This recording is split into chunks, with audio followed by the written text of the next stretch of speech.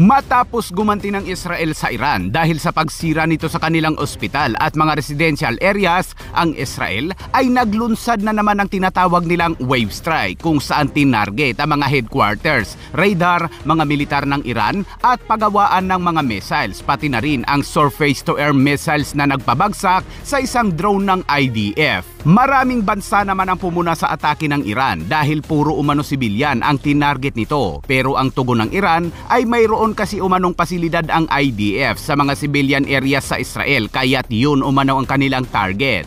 Gumamit muli ng mga kamikaze drone ang Iran laban sa Israel, kaya't sa unang pagkakataon ay ginamit na ng Israel ang pinakabago nitong air defense system na tinatawag na sa update sa patuloy na bombahan sa pagitan ng Israel kontra Iran matapos gumanti ang Israel sa Iran dahil sa pagsira nito sa kanilang ospital at mga residential building sa Israel. Ganyan kalakas ang missiles ng Iran na tumama sa Israel na sinasabi ng IDF na mayroon namanong kargang cluster warhead. Kaya naman ang Israel ay hindi nagpaawat sa pagwasak sa dose-dose ng mga pasilidad ng Iran tulad ng mga headquarters, missile launchers, air defense system at paggawaan ng mga missiles ng Iran. Ayon sa IDF ay 50 mga fighter jets umano nila ang lumipad patungo sa Iran at magdamag na binomba ang Tiberias, Isfanta, Central Tirana at Kermanshah sa pakikipagtulungan umano ng mga intelligence nito. Kabilang umano sa mga binomba ng Air Force ay ang mga paggawaan ng mga missiles components at mga raw materials para sa casting ng rocket engine. Sunod namang binomba ng Air Force ang mga SPAND headquarters ng Iran Islamic Revolutionary Guard Corps na ginagamit umano upang magsaliksik at bumuo ng mga advanced na teknolohiya at mga armas para sa kakayahang militar ng Iranian regime na itinatag noong 2011 ni Fakhri Zadi na tagapagtatag ng Iranian Nuclear Weapons Program. Sunod namang lumipat ang mga Air Force sa rehiyon ng Isfahan at Iran upang wasakin naman ang mga surface-to-air missiles at mga radar system ng Iran. Kitang gumagana pa ang mga radar, ngunit walang palag ang mga surface-to-air missiles sa paligid nito, kaya't payapa itong winasak ng Israeli Air Force. Sinabi ng IDF na sinira umano nila ang mga missiles at radar system dahil banta umano ito sa kanilang mga fighter jets at surveillance drone. Sinabi ng IDF na mula nang magsimula ang kanilang opensiba ay isang Hermes drone nila ang bumagsak dahil sa mga surface-to-air missiles na ito ng Iran. Kaya't ang pag-atake at pagwasak na ito ay bilang pagpapalawak umano ng kalayaan ng IDF sa aerial action sa Iranian airspace upang malayang kumilos sa kalangitan ng Iran at umatake sa target ng militar ng rehimeng Khamenei. Samantala, lumipat naman tayo sa mas exciting part mga kabayan kung saan saktong naabutan ng Israel Air Force ang mga missile squad o Iranian military na naghahanda upang maglunsad na mga missiles para sa Israel. Kitang nakatayo na ang mga missiles at handa ng ilunsad, pero bago pa man yun mangyari ay pinulbos ito ng Israel Air Force. 15 missiles umano ang winasak at 3 surface-to-air missiles. ממשנה רשאי. יש לי. ממשנה אתה רשאי, גם הרצאית גם הטיל. 2, 3, שם.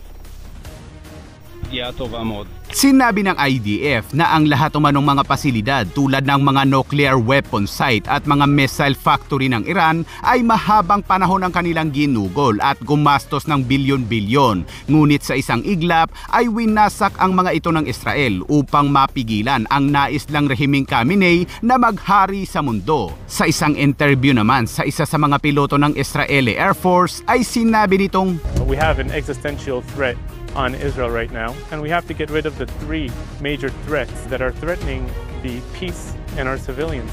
1 is the nuclear threat, 2 the ballistic threat, and 3 all of the Iranian proxies in the area."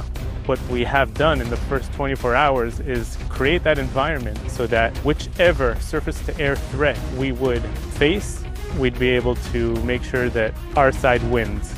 What's great about the Israeli Air Force is its flexibility. Targets are going in and out as necessary.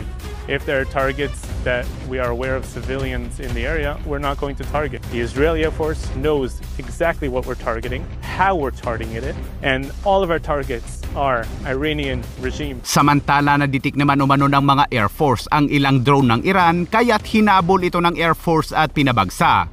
Kinaumagahan sa isang hiwalay na operasyon ay nagpakitang gilas naman ang isang F-16 fighter jets ng Israel kung saan hinabol nito ang isang Shahid 136 kamikaze drone ng Iran at pinabagsak gamit ang Python air-to-air missiles.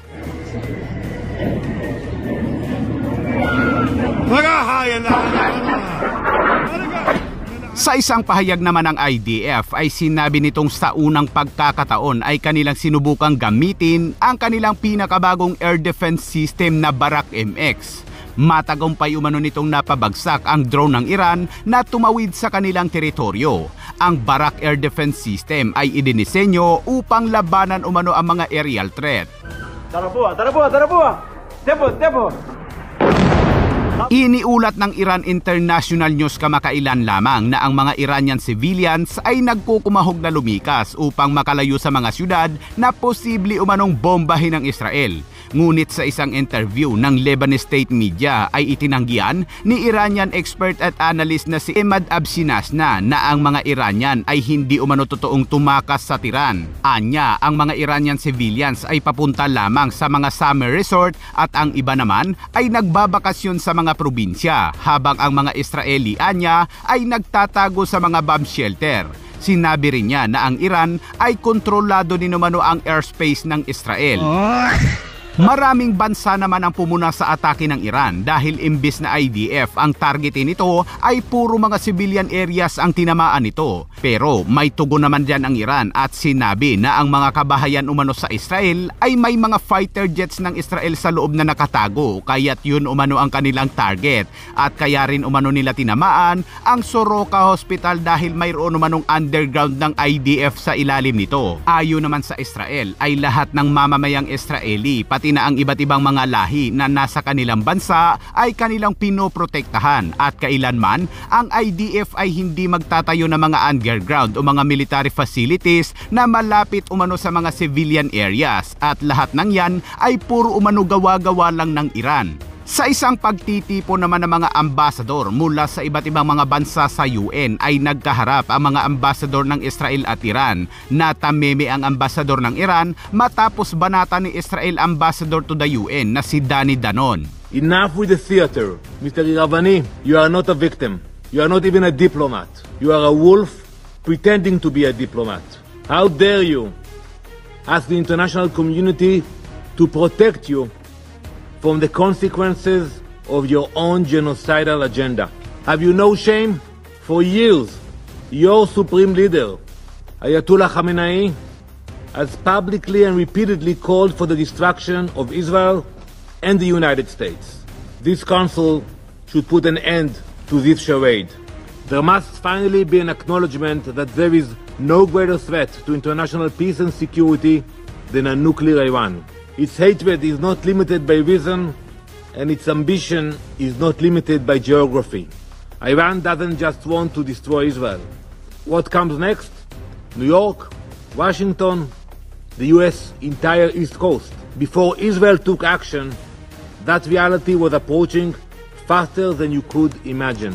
Iran launched a ballistic missile directly at a hospital, Soroka Medical Center in Beersheba. This hospital serves over 1 million people. Jews, Muslims, Christians, Druze, Bedouin. It is a blatant violation of international law, a war crime, and a calculated attempt to murder the most vulnerable. This is not just Israel's fight. It is the world's fight, and if no one else will fight it, we will.